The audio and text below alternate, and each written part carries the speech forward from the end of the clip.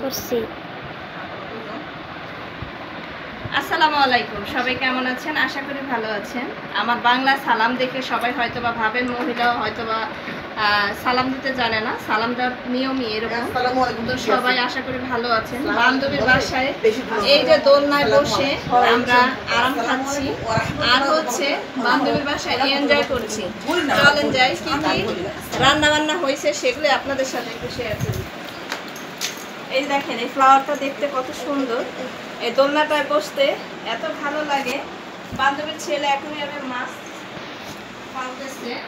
আর এখানে আরেকটা অ্যাকোরিয়াম আছে, এই যে দেখেন আপনারা, এই যে অ্যাকোরিয়াম, এটা অনেক সুন্দর, কিউট একটা অ্যাকোরিয়াম, খুবই সুন্দর। আর আসেন আপনাদের সাথে আরেকটা জিনিস শেয়ার করি, এগুলো শেয়ার না করলে হয় না।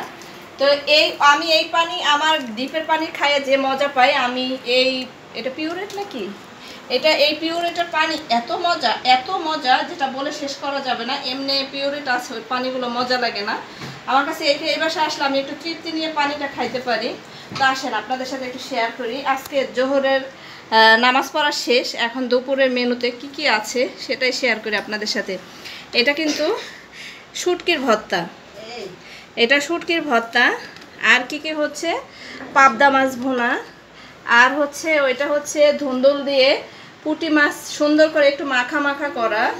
এখানে লেবু কাটা আছে, এখানে দেখেন, এখানে হচ্ছে কলমি শাক ভাজি, এখানে হচ্ছে চিকেন লেগ পিস ভুনা করা, এখানে হচ্ছে পায়েস রান্না করা। দেখেন কি সুন্দর গাঢ় করে পায়েসটা রান্না করা হয়েছে। এখানে শসা কাটা হয়েছে। তো আসেন একটু বান্ধবীর বেডরুমে যাই।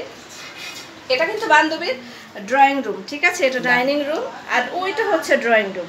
হ্যাঁ, এটা হচ্ছে আমার বান্ধবীর সুন্দর সাজানো গোছানো সংসার। এই তো এটা হচ্ছে ড্রয়িং রুম আর এইটা হচ্ছে ডাইনিং রুম। এই যে দেখেন, ওর ডাইনিংটা এখানে রাখছে। তো ডাইনিং এর পাশাপাশি এখানে একটা ডিপ রাখা আছে, দেখেন এখানে ডিপ ফ্রিজ রাখা আছে, আর একটা আছে নর্মাল ফ্রিজ রাখা।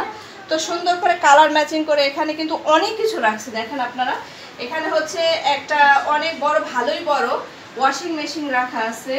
আর হচ্ছে এখানে দেখেন পিউরেটটা রাখছে কিসের উপরে, এটা কিন্তু একটা সুন্দর সেলফ, এই সেলফটা অনেক সুন্দর। এখানে একটা ওভেন রাখা আছে, একটা পিউরেট রাখা আছে, আর নিচে অনেকগুলো প্রয়োজনীয় জিনিসগুলো রাখতে পারে। তো আসুন, আমরা ওর ডাইনিং রুমটা দেখলাম, ড্রয়িং রুম দেখলাম, ওই সাইডে একটা বেডরুম আছে। বান্ধবীর লিভিং রুম দেখি।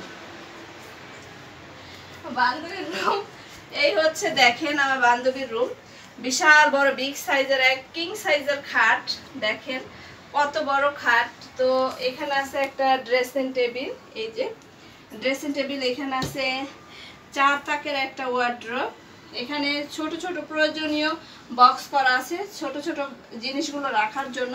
সব কিছুই দেখেন সুন্দর। টি টেবিল এইখানে, সরি, এখানে একটা ওয়ার্ড্রোব রাখা, এখানে একটা রিডিং টেবিল রাখা। তো এটা হচ্ছে আলমারি।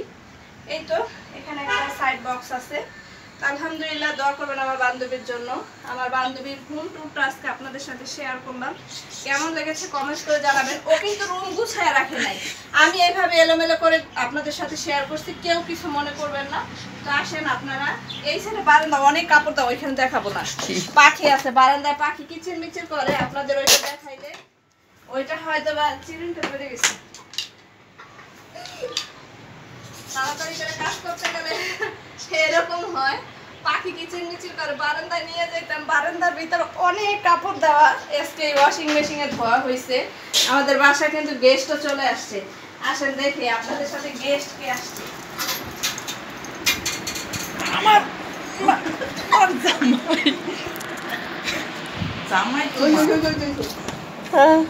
এটা খুলবো কিভাবে, খুলেন, তালা খুলতে পারতেছি না। তো আমাদের বাসায় দেখেন গেস্ট কোথায়, স্যার